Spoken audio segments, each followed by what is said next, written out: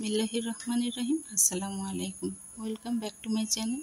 ছাদে এবং বাসার সামনে আমি কী কী গাছ লাগিয়েছি সেই ভিডিও আপনাদের সাথে শেয়ার করব। ছাদে বোম্বাই মরিচ গাছ লাগিয়েছি, অনেক সুন্দর হয়েছে গাছ, মরিচ হয়েছে অকল্পনীয়, কিন্তু একটি গাছ কেন জানি শুকিয়ে মরে যাচ্ছে, সম্ভবত রোদে এবং খরায়। যা গরম পড়েছে, মরিচগুলো দেখেন মাশাআল্লাহ, সন্ধ্যা মালতী। একটি ফুলের ভিতরে দুটি রং, আল্লাহ তাআলার কি সৃষ্টি! জবা, তার কিন্তু রূপের তুলনাই হয় না। এই যে আমার লেবু গাছ, লেবু গাছে অনেক লেবু হয়েছে। গত 2 বছরে আমি লেবু কিনে খাইনি, আমার বাসার পাশে সবাইকে দিয়েছি, খেয়ে সবাই কি বলেছে জানেন? আলহামদুলিল্লাহ।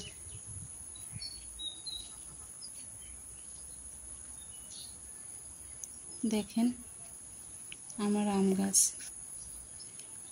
আম গাছে অনেক মুকুল হয়েছিল, কিন্তু আম টিকেছে মাত্র 7টি। ভিতরে একটি আম কিন্তু লুকিয়ে আছে, আপনারা দেখতে পাচ্ছেন তো? এই গরমে আমের ভর্তা, সে যে কি মজা! বিভিন্ন ধরনের ফুল গাছ, ড্রাগন গাছ, অনেক গাছই লাগিয়েছি। চারিদিকে পাখি ডাকছে, আমি যেন প্রকৃতির সাথে মিশে যাচ্ছি। ছোট আরেকটি লেবু গাছ আছে আমার, কিন্তু লেবু হয় অনেক। এক পাশে লাগিয়েছি সবজি গাছ, দেখুন কালো কাঁচামরিচ, ভীষণ ঝাল। পুঁইশাক গাছটা দেখুন কত বড় হয়েছে। মাঝে মাঝে আমি পাতা ছিঁড়ে ভাজি করে খাই, অনেক মজাদার। শসা গাছটা কিন্তু অসাধারণ, আশা করি শসা হবে। গাঁদা ফুলগুলো রোদে শুকিয়ে যাচ্ছে, তারপরও কত ভালো লাগছে দেখতে। মিষ্টি আলু গাছের 2টি সুবিধা, আলুও খাওয়া যায় এবং শাকও খাওয়া যায়। অ্যালোভেরা গাছ মাঝে মাঝে মেয়ের চুলে দেই, শরবত করে খাই। চলে এলাম বাসার সামনে, পেঁপে গাছে পেঁপে ধরেছে দেখুন। নিজের হাতে ফলানো গাছ, সেই গাছে যখন ফল ধরে তখন নিজের মনটা আনন্দে পরিপূর্ণ হয়ে যায়। তুলসী গাছ আমার অনেক উপকারে আসে। বাচ্চাদের ঠান্ডা লাগলে এই পাতার রস আমি খাইয়ে দিই, ঠান্ডা কাশি কমে যায়। সন্ধ্যা মালতী, নয়নতারা ফুলগুলো সবার নজর কেড়ে নেয়। দেখুন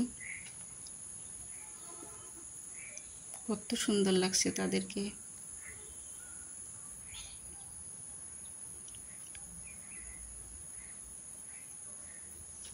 এই যে আমার রাজটগর, সাদা, কতটা শুভ্র, আমার খুব পছন্দের ফুল।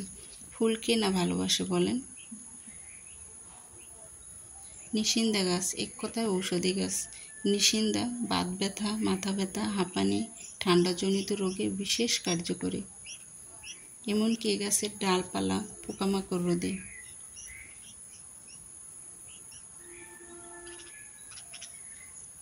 কি সুন্দর পাখি ডাকছে, আপনারা শুনছেন তো? পাখিগুলো তার সুরেলা কণ্ঠে ডেকেই যাচ্ছে। আমার ভিডিওটি যদি আপনাদের ভালো লাগে তাহলে কমেন্ট করে জানাবেন, ইউটিউব চ্যানেলটি সাবস্ক্রাইব করে দেবেন, ফেসবুক পেজটি একটি ফলো করবেন। আপনাদের একটি লাইক আমাকে মোটিভেট করে। ভালো থাকবেন সবাই, আল্লাহ হাফেজ।